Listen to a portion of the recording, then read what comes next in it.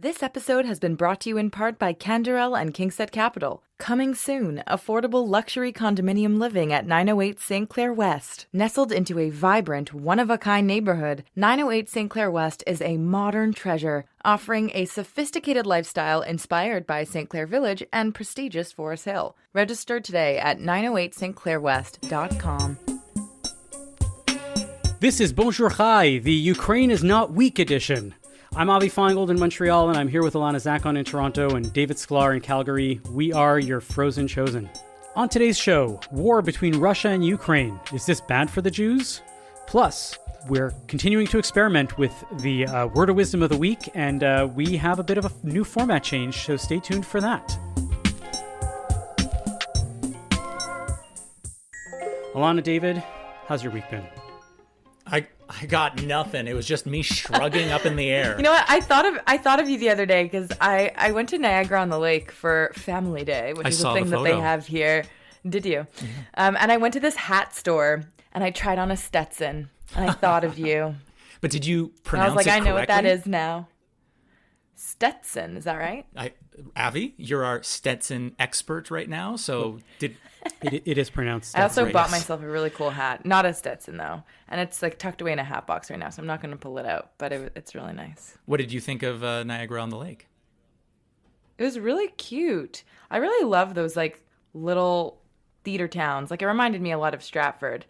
I'd never been before to Niagara on the Lake, and the lake was really nice. The little shops, the houses. It was very idyllic. But there was no theater going on at the time right now.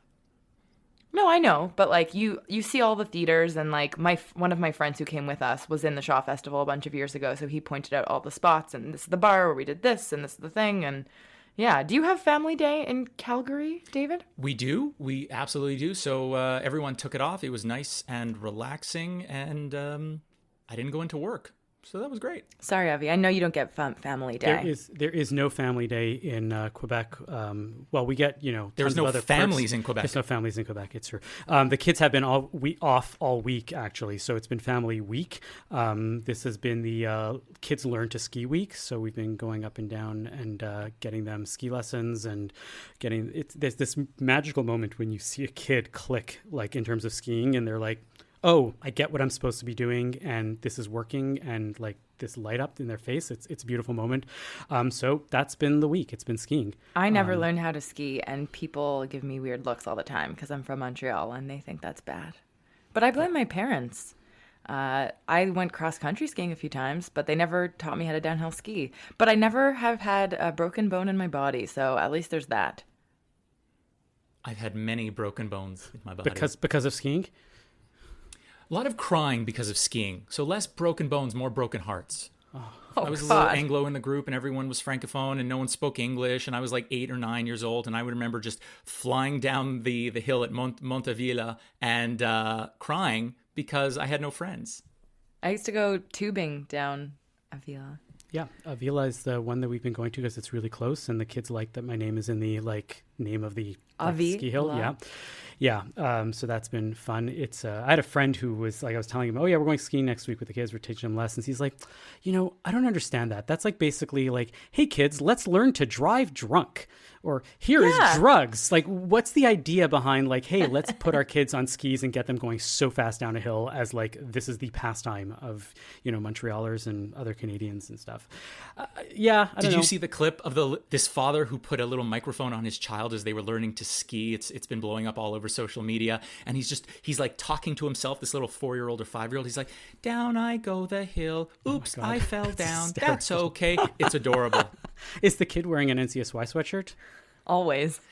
No, he's wearing a dinosaur full onesie. Oh, awesome. That's so cute. It's great.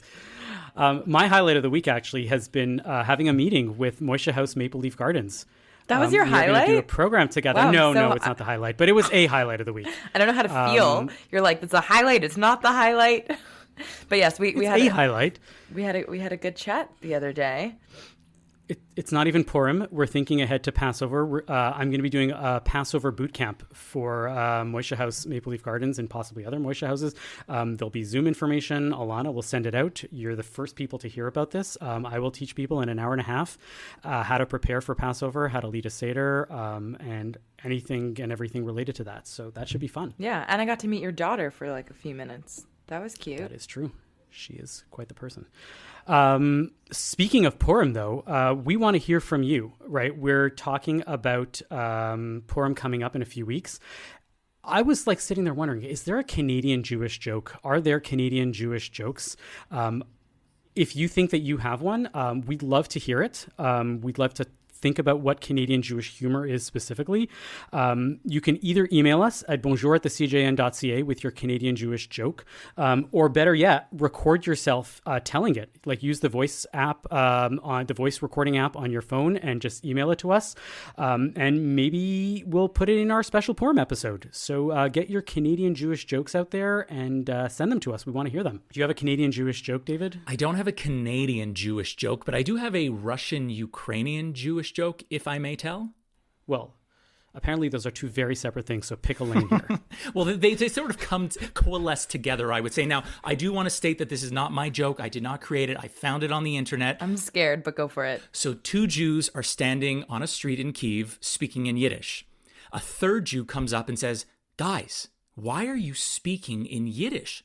To which one of the Yiddish-speaking men replies, "You know, I'm scared to speak in Russian because if I do, Putin will show up and try to liberate us." But, yeah. I'm just laughing at your reaction, Avi.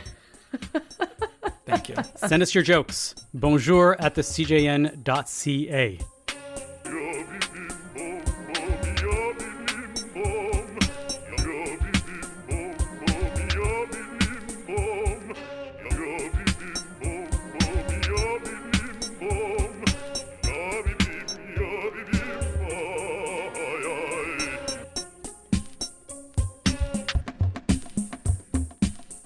Today's episode is brought to you by our sponsor, Atelier Lou Bijouterie in Montreal, Quebec.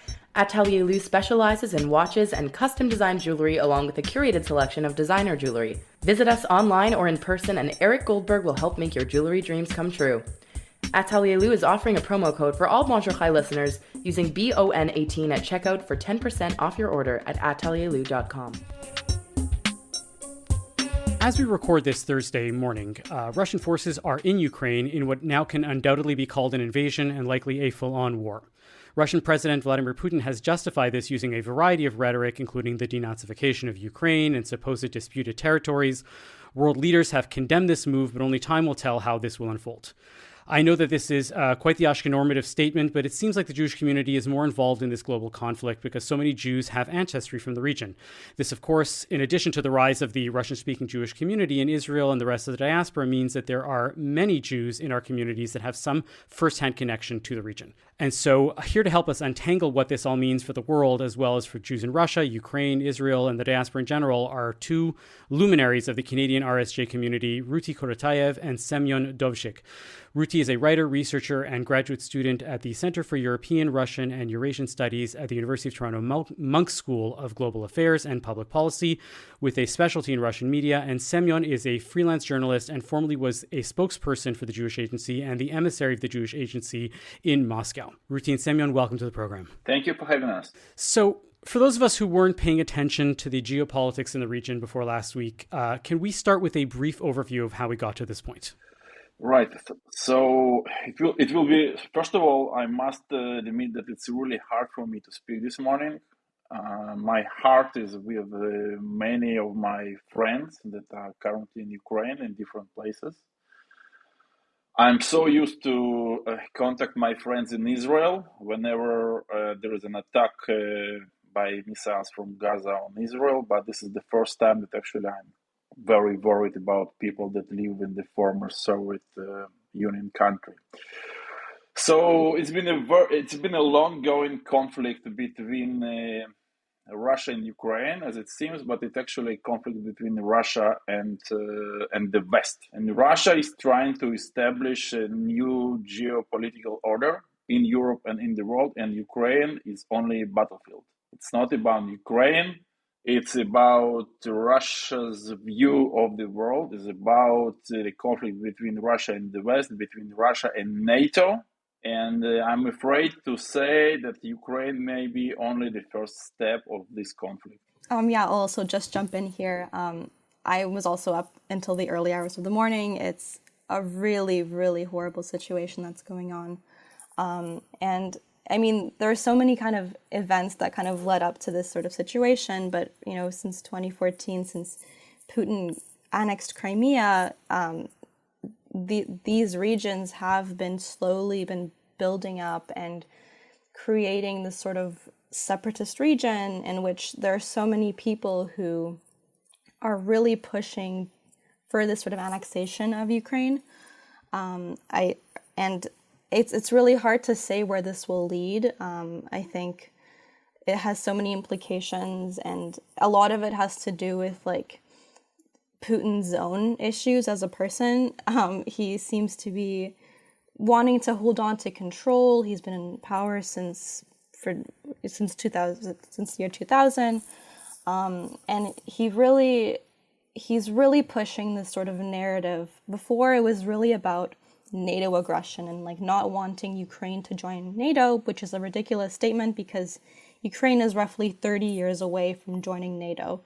And now it's really sort of turning into a narrative to focus on Ukraine aggression, Ukraine Nazification, Ukrainian fascism, and it's just becoming it's just also ridiculous because Zelensky is openly Jewish. He's in his speech last night, he said his grandfather fought in the Great Patriotic War, and 8 million Ukrainians died fighting the Nazis. So it just all around is this really bizarre narrative that I don't understand how people are buying into in the region. And it's just kind of sort of Russia's latest step in kind of maintaining its hegemony in the region, and sort of almost this nostalgic view and rebuilding the Soviet Union into this kind of great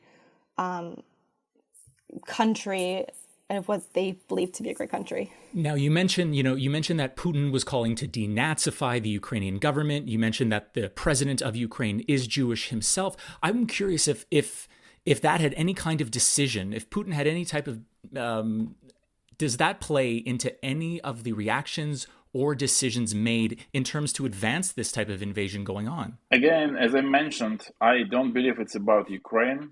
If you listen carefully to what Putin says or what Russians demand, they do not want Ukraine to join NATO, but more than that, they want NATO out of the Eastern European countries like Latvia, Estonia, Lithuania. They want American troops out of countries like Poland and Romania. So again, it's happening in Ukraine, but it's not about Ukraine. Ukraine is not a major player in this situation. They are victim of this geopolitical struggle that Putin just started. So, can you tell us a bit about how that affects the Jews in Ukraine specifically? How are they coping with it over there, and what does that mean for the future? Well, I think the future is quite gloom for the Ukrainian Jews right now, it seems. Maybe a bit overview of the Jewish community in Ukraine. The official estimation that there are about 42,000 Ukrainian Jews living there. No one knows exactly how many. And if you count Jews by the law of return, which is a broader definition, we can speak about 200,000 people that are eligible for the Israeli citizenship. It's a very, very old, very developed, but also very complex Jewish community. Just for example, Ukraine has 3 chief rabbis. There are many different Jewish organizations that, as usual, they fight each other more than anything else. There are many powerful Jewish oligarchs deeply involved in Ukrainian politics. There are Jewish politicians. There are Jewish members of the Rada, the Ukrainian parliament. There are prominent Jewish journalists, artists, business people. And if all this is not enough, there is a Jewish president in Ukraine. So it's a really interesting community. I must speak a few words about the Jewish communities in the eastern Ukraine that I happen to know very well. Before 2014, when the war started, cities like Donetsk and Luhansk, both of these cities, they had significant Jewish populations. With a very developed Jewish community, with the representation of many international Jewish organizations like Jewish Agency, JDC, Hillel, and many others. And when the war started, when these places were taken by the pro-Russian militants, most of these people were displaced. Some of them left everything behind and they moved to places like Kiev, Lviv, and other cities in Ukraine. Others emigrated to Israel. If I'm not mistaken, about 10% of the Ukrainian Jewish community left the country after the war in 2014. So it's a huge Jewish migration that we are witnessing right now. And by the example of Donetsk, we can see what is going to happen to other places in Ukraine if Russians are going to occupy other places in Ukraine, because from the 15,000 Jews that used to live in Donetsk, only maybe 3,000 left. Most of them are elderly people. They have neither the money or the energy to live. All they want is to stay in their own homes. Whatever the consequences are, they're just hopeless.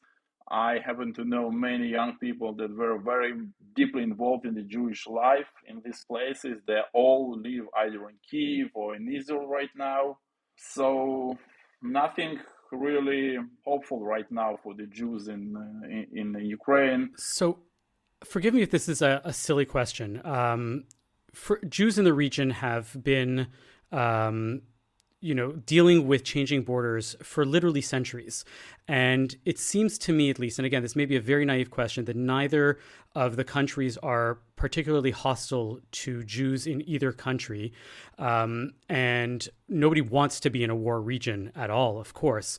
But at the end of the day, how does this affect Jews in the region in either side if it just means like, oh, okay, I guess we're living in Russia now and not in Ukraine? I mean, yeah, they've lived with shifting borders, but at the same time, as Zelensky said in his speech, people are still connected to the land.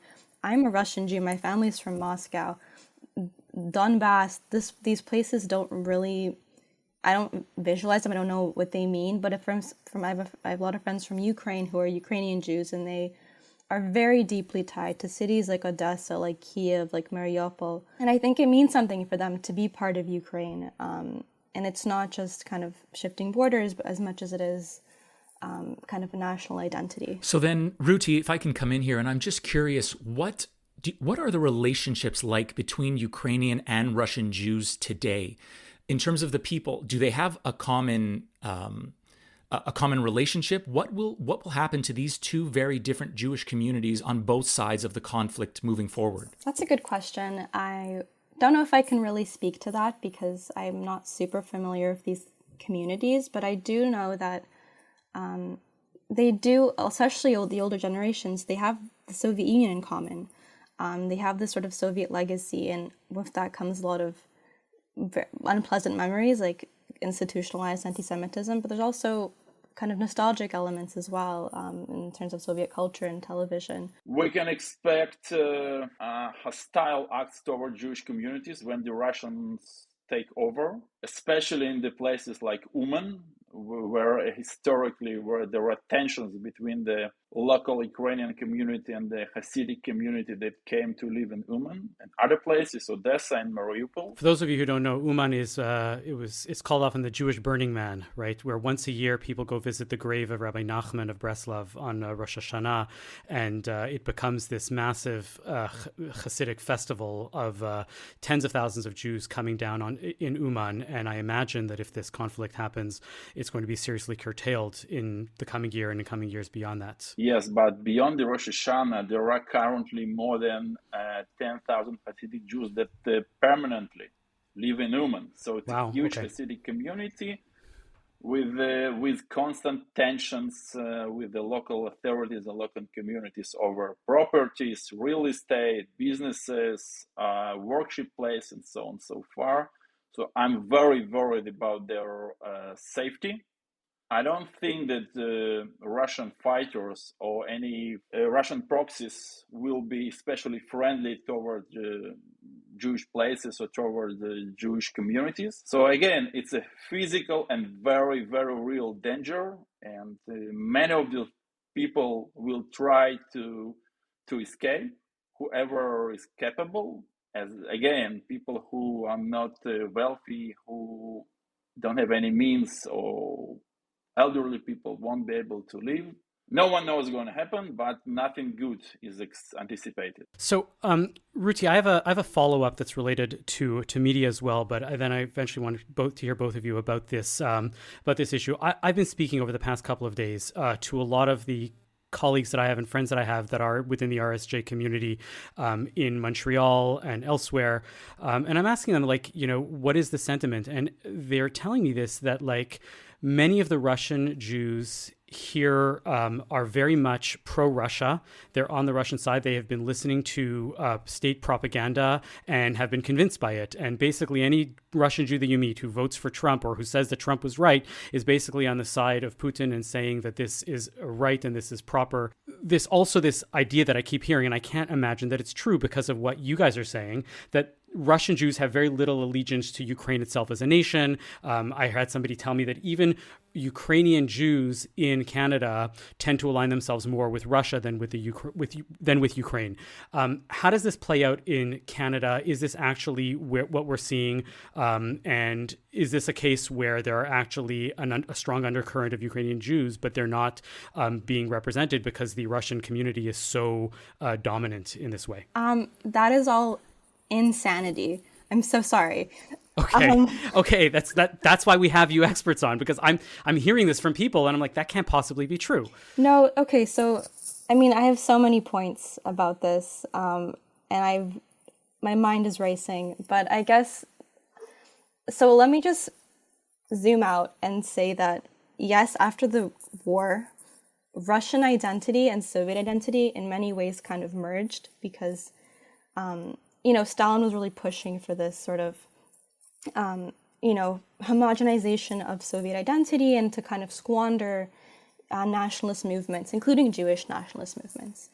And of course, a lot of Jews who come from the FSU, the Russian-speaking, but they don't necessarily align themselves with Russia and with the current Russian Federation.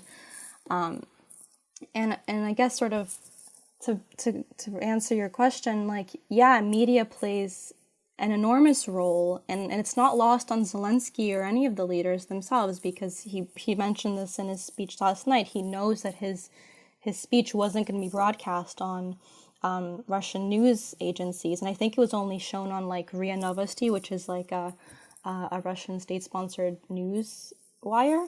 But yeah, I mean, like, it's just it's such a huge propaganda machine, but it's, I don't know, it's hard to kind of gauge the impact that it has on opinion building, and that's very much where my research lies, like the ways in which the Russian-speaking community, not just Jewish, but like any kind of ethnic backgrounds from the FSU, how they relate to the Soviet Union via the media and via state-sponsored media. So I think like a lot of the Russian-speaking Jews in this community, they left Russia for a reason, and that reason being that they don't like Russia. But at the same time, people do consume a lot of Russian state-sponsored media here, and it does have an impact on their political beliefs, including this kind of affiliation with the right-wing leaders like Trump and Boris Johnson, and yeah, I just think that's an important point to note. And why do you think there is that distinction of supporting right-wing leaders in North America, but not over there?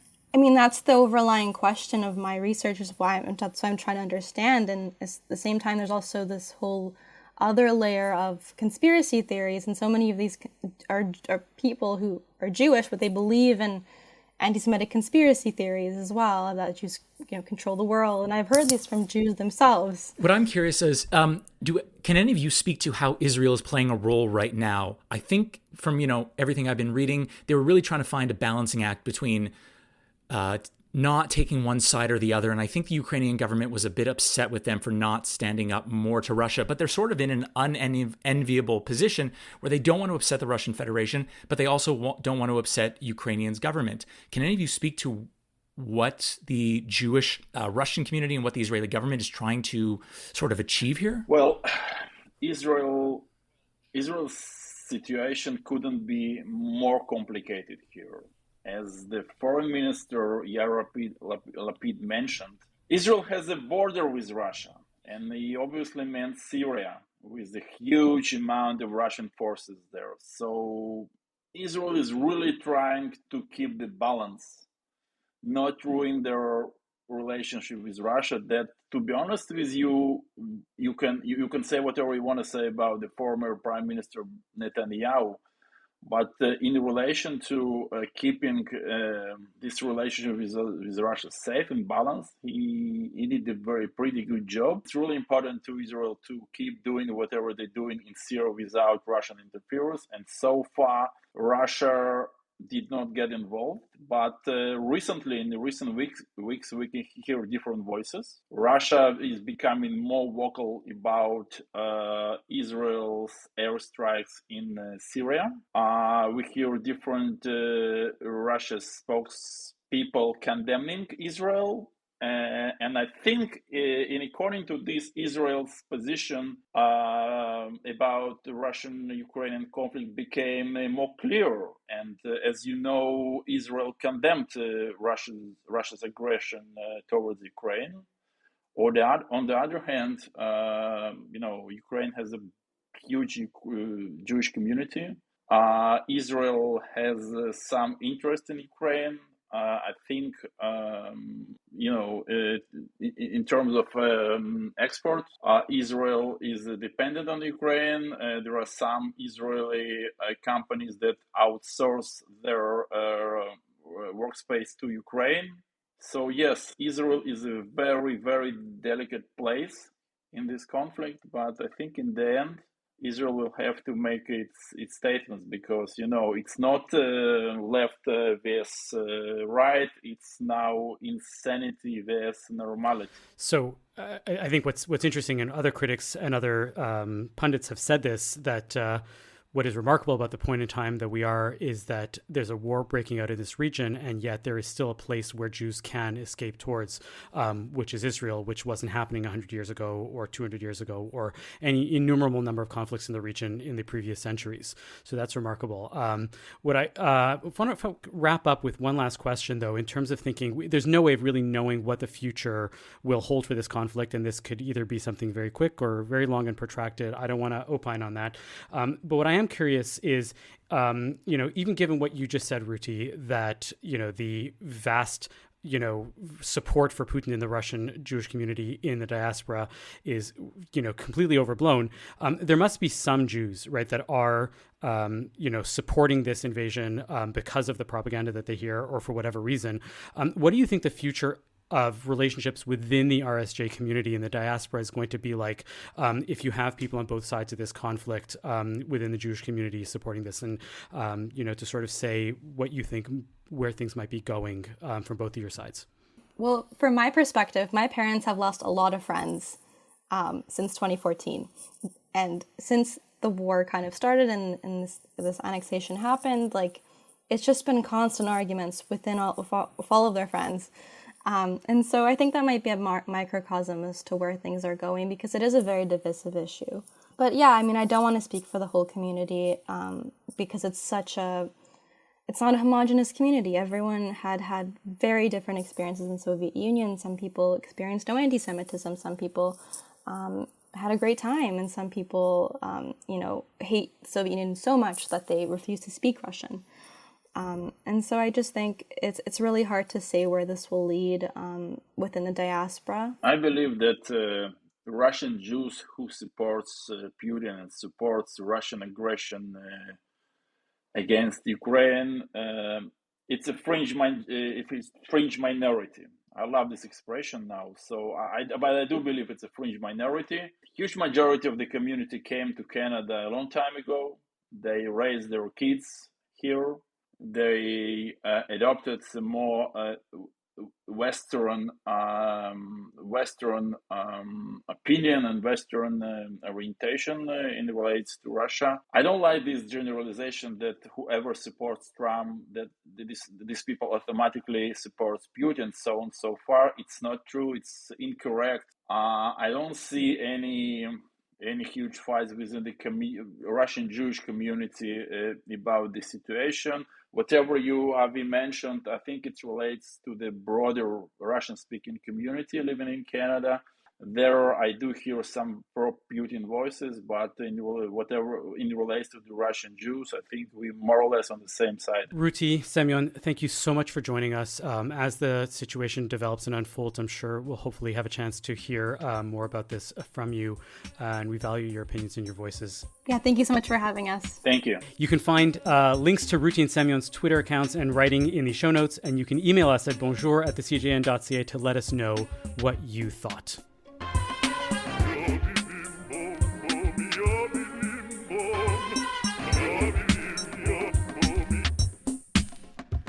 So, I decided instead of always farming it out to other rabbis or other high school students, which has been great, we love this, I was wondering if, every once in a while, we can just have a discussion about the Torah portion of the week. And before I get into that, I was just curious, what's your general relationship to, getting into the Torah portion? Is it when you're in services? Do you happen to, during the week, get a newsletter that has a piece of Torah in there or something? I mean, I try to go to shul every week or every other week because the service that I go to is bi-weekly.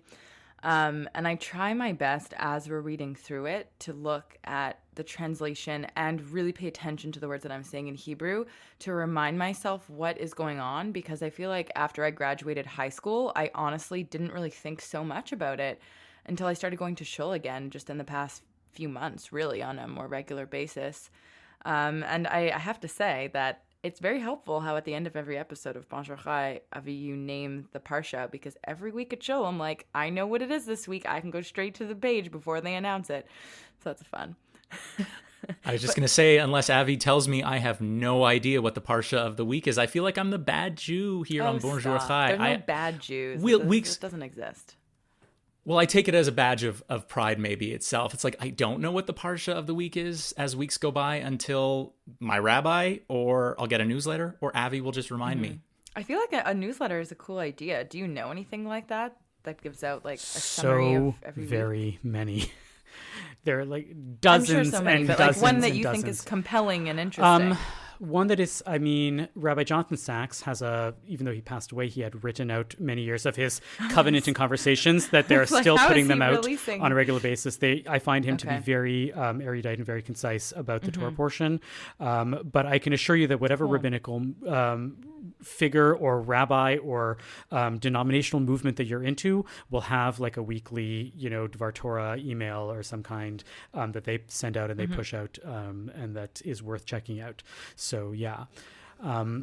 So this week's Torah portion actually is a really good / very bad one to start with, because on its face, it's an extremely boring Torah portion, right? Parshat Vayakhel, 95% of the Torah portion is a list of the things that they did to construct the tabernacle in the desert, right? And it's just a list of stuff. Right. The way that I always say that if Parshat Truma and Tetzaveh, which are 3 and 4 weeks ago, the end of the second half of Exodus, to go and to be careful. We have Teruma, Tetzaveh, Kitisa, Vayakhel, Pekudei. Those are, each one of those is a different Torah portion. And Teruma and Tetzaveh discuss the plans and the ideas for how one should make a tabernacle and how one should make the garments for the high priests and the priests in general. Then we have this break of a week where the whole story of the sin of the golden calf shows up.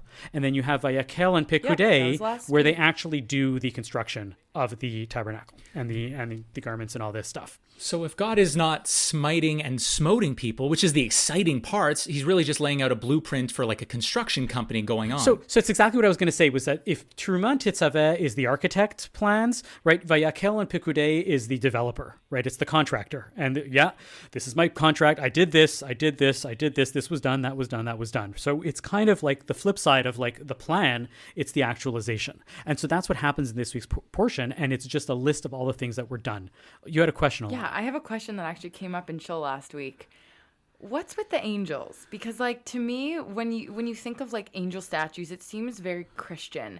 And we have those two cherubim that are on top of the ark. Where does that come from? Like I know we have angels in Jewish liturgy as well, but like the actual creation of them, I was looking at the interpretation at the bottom of the Tanakh, but I would love to hear your thoughts on that. Well, it's not related to this week's portion, but we can take a detour. That's okay. The Torah is all related to everything. One of the interesting ways that you can think about it is that in the Torah, the Hebrew word for angel is a malach, right, or malachim. Mm-hmm. And when it comes, one of the early moments where we see angels appear is with Abraham, when he gets the news, right, that he is going to have a child, and these three messengers come, three malachim come, and they speak to him. And the commentators will go and say that, some people will say these are actual angels and other people will say, no, these are just messengers. And the idea that an angel is basically just an emissary or a messenger of God, right, is an interesting way to approach thinking about what does it mean, an angel. So mystical Judaism will go and say that angels are real and they're kind of entities and they're beings, but they don't have physical bodies.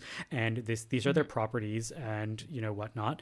And rational Judaism will go and try to explain what it means that a messenger of God, right, it's not necessarily an angel, but it could be just a human who is being sent by God, being compelled by God in some, force or some natural way to go and tell this person something, and they become an emissary of God in some way, and that there's a little more of a naturalistic approach to that. So I don't want to get into the whole, are there really angels? Are there not? Is it mysticism? Not, because I tend to be like a very rational Jew, and people get on me because I'm not mystical enough. But like, that's really just to get, broadly speaking, that both sides of that is like, that's there. But then how do we get to the statues of the angels? Because like, you're not supposed to have statues that you pray to. And I know we don't pray to the cherubim that are on top, but like how is that a thing that was like, we don't actually know God wanted us? What those things look like. We have midrashim that tell us that they looked like, X, but to know what that actually meant and represented and what it was there for, is, why don't you ask me when we get to Parshat Terumah, when we get to it next year, and I can have 48 plus weeks to plan and prepare for it. All right. No, but like a better question for this. You have a year to think about it, Alana. What would have been a better question for this week's Parsha? I mean, why do we need, right, these lists, right? I always point out... Why do we need these lists, Avi?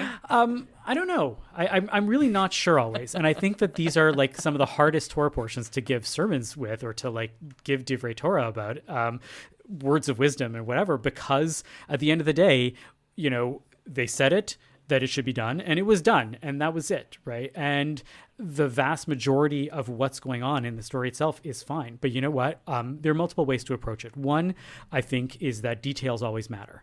This is something that was pointed out to me. There's a wonderful book called it's a book about lists, and it's by Umberto Eco. I don't remember the exact title of it, but he talks about how lists show up in literature and in art, and lists are an important feature of art, whether you're aware of it or not, and that sometimes listing things in excruciating detail are important, because of the fact that it's not just let's find somebody will take care of it, right? The details matter, and as people who put together podcasts, we know that sometimes details matter, and getting something right, and getting the sound right, and getting the recording right, and making sure that everything is perfect so that we have a professional thing is important. And if you were going to teach somebody how to record a podcast, you would probably want to go and give them lists and show them that these things matter. So in that sense, I think that given as a whole, lists, and especially this week's list, has value. So are lists a Jewish a Jewish thing. I love lists. I definitely get that from my mom's side of the family. Like every single day I have like a list that I check off of like all the work that I have to get done. And I know some people that don't like that and they feel like they're being micromanaged when they write lists for themselves. But that's how I get through. Like a shopping list. Yeah. No, but not just shopping lists. Like literally like these are all the things. I need to call this person. I need to do this thing. Like some people just keep it in their heads. I can't do that. Is that a Jewish thing? I would even go so far as to say that, the Mishnah is essentially a whole set of lists. And it's the first time that you have all of these laws, right, which are written up in the 1st and 2nd century, having lists of things, of halachot, of laws, and they're categorized, and they're meant to be memorizable and easily understandable because they're in lists, is part of the process of rabbinic literature. And then you have these discussions about what these lists mean and how they interpret it and what this piece and that piece. But if you look at Mishnah straight up, it's often just seen as a list of different laws. So lists are valuable, especially in a society where you have to remember a lot of different things. So is it particularly Jewish? I don't know if it's particularly Jewish. Is it uniquely Jewish? I don't know about that, but there's definitely that idea there, and it's this week's portion is very indicative of that idea and the value of listing things out in particular, and not just in general. I like to focus very much on the word, and and this to me is the hook of the whole Torah portion of Vayakhel, which literally means, right, and the phrase itself. I'll read the whole first verse. Vayakhel Moshe et kol adat b'nei Yisrael vayomer alehem ele hadvarim asher tziva Adonai lasot otam.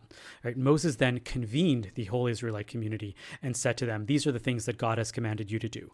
And if you look at it in the scheme of things, the way that I explained it before, right, where you have the planning of the tabernacle, of the Mishkan, and then you have this moment where they sin with the golden calf, and then you have the actual construction or the details of how it ended up being constructed.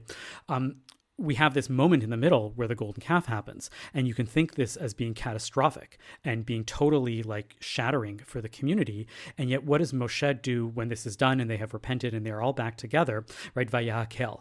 And Moses made them back into a kehillah, right? The word in Hebrew, Vayahakel, the root of it is kuf he lamed, which is the same idea for kehillah, for a community. And Moses communed them, made them into this community again, and reminded them that you are still a community and you are still all together as one, even though you might think that you are fractured and all, separate. And so it's this idea that we may have different opinions. We may be doing things differently, and we may sin. Some of us may have had bad things, right? David believes in bad Jews. Other people say, oh, there's no such thing as a bad Jew, right? But whatever your opinion is, to remember that we are all together, that we are being made into a community, there is some value to that. And I think that that's, to me, one of the big messages of So this if portion. anything, I have learned that there is no such thing as a boring parsha, just a boring interpretation. Yep. What does Homer Simpson say? There are no stupid questions, only stupid people. On that note.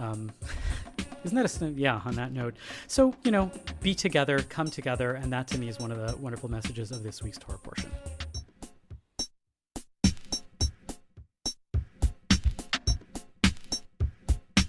And now we're at the point in our show where we get to our nachas. What's been newish, Jewish, and Canadianish on your radars this week? Alana, what's your nachas of the week? So last night I had the opportunity to attend this event at Beth Emet Beis Yehuda Synagogue in North York that was honoring the heroes of Kosovo and Albania who helped rescue many, many Jews after the Holocaust and during. So there was a photography exhibit and special guests. There was even the Consul General of the Republic of Kosovo. We had the MP. We had a whole bunch of people. The Consul General of Israel was there, and everyone spoke. And the exhibit itself was quite moving. These are people who were named Righteous Among the Nations, and the photographer took pictures of them now and had quotes from them on the side of what their experience was like. So as part of their code of honor, they have a quote, Albanian household belongs to God and the guest. So anyone that comes in is not a stranger, but a guest. And it was really moving to see how these people had strangers coming into their homes. They dressed some Jews up as farmers so that people wouldn't come by. There was one person who was a doctor, and he dressed up one of these Jews that he was hiding in like medical garb. Like he put like a bandage around him and all this stuff, and he just was like a patient in the hospital, but he wasn't actually a patient. That was just their way of hiding him. So it was pretty incredible stuff. Nice. David, what's your nachas? He's not Canadian, but I just feel if you want to unwind and relax and have just a chuckle or two, there is Philip Rosenthal, who was basically a creator and writer and executive producer of Everybody Loves Raymond. I know I'm late to the game here, but he does have a show that I've been watching a lot lately on Netflix called Somebody Feed Phil. He is so adorable. He is incredibly Jewish. At the end of every episode, he gets on to Zoom, I think, and chats with his two parents they just remind me of my parents every time I have a phone call conversation with them. They're arguing with each other. It is very Jewish and very enjoyable. If you want to put a smile on your face, I highly recommend Somebody Feed Phil. I got to go check that out. And it's not Jew-face because he's Rosenthal. Very. My nachas is that I borrowed for the past little while a friend's Crave password, and borrowed, please don't tell on me. Quote unquote. Exactly, quote unquote borrowed. You're never giving it back. I've been binging a lot of stuff, and it initially actually started because of what I'm about to nachas about, because I wanted to see it, and there was nowhere else to see this, but on Crave, this music box listening to Kenny G documentary by Penny Lane, and it's an hour and a half ish documentary about Kenny G and his life currently, and how he became this like instrumental superstar, and the music critics that aren't into his music at all, and the millions of fans that are, and an exploration into, you know, whether he cares or not, and how he doesn't care, and how his fans just love his music, and he is just putting out music that people like, and he just wants to make people happy, and he comes off as this like, you know, I just love people and I love music and I just want to make people feel good and this is it. And whether you like his music or not, and I got to admit that when I was a teen and I was only listening to like instrumental sort of like pop music because I wasn't into rock because I was in a yeshiva, Kenny G was like part of the landscape, and I would listen to it, and I owned a few albums, and now I realize, having listened to like, I don't know, John Coltrane and Miles Davis, and listening to like really harder, difficult to get into and difficult to understand music that is often perceived as art, that he is doing something that is kind of a little backgroundy and nice and sweet for people. But, you know, his thing is like, what are you judging? People love my music and that's it. And there's something to be said about Kenny G, who was born Kenny Gorelik, and that's the Jewish connection of this. Good Jewish boy from Seattle. I didn't know that. Yeah, had a bar mitzvah and all of that, and talks about it on the show. And I'm like, yeah, that's the attitude that we should have. You don't like what I'm putting out? Well, many, many people like what I'm putting out, and that's all that matters, because I'm doing something for my fans, and I'm doing something beautiful to make them feel good in their day. And that's a wonderful attitude, even if I don't necessarily like his music. That's how you wrap it up. Yeah, I don't know. Like, I get it. Reveal. I wouldn't actively listen to his music anymore. Like, I get it. It's not my thing. But the attitude that he had towards life was just so wonderful. Thank you for listening to Bonjour Chai for the week of February 25th, Shabbat Parashat Vayakhel. Our producer is Michael Freeman. Technical production by Andre Goulet. Our music is by So-Called. We are a project of the Jewish Living Lab and are distributed by the CJN Podcast Network. You can listen to all our past episodes on our page at thecjn.ca/bonjour, and you can subscribe to the podcast and automatically receive all episodes on Apple, Spotify, or wherever you get your podcasts. Please leave a comment and a rating on the platform of your choice, and as always, you can email us with comments at bonjour@thecjn.ca. I'm Avi Feingold. I'm Ilana Zakon. And I'm David Sklar. Are you sure you know where the impound yard is? Oh, stop stalling. Come on. I can't think. There's all this noise. Or is it because I've built a stronghold around Greenland? I've driven you out of Western Europe? And I've left you teetering on the brink of complete annihilation. I'm not beaten yet. I still have armies in the Ukraine. The Ukraine. You know what the Ukraine is? It's a sitting duck. A road apple, Newman. The Ukraine is weak. It's feeble. I think it's time to put the hurt on the Ukraine. I come from Ukraine. You not say Ukraine weak. Yeah, well, we're playing a game here, pal. Ukraine is game to you? How about I take your little bonus?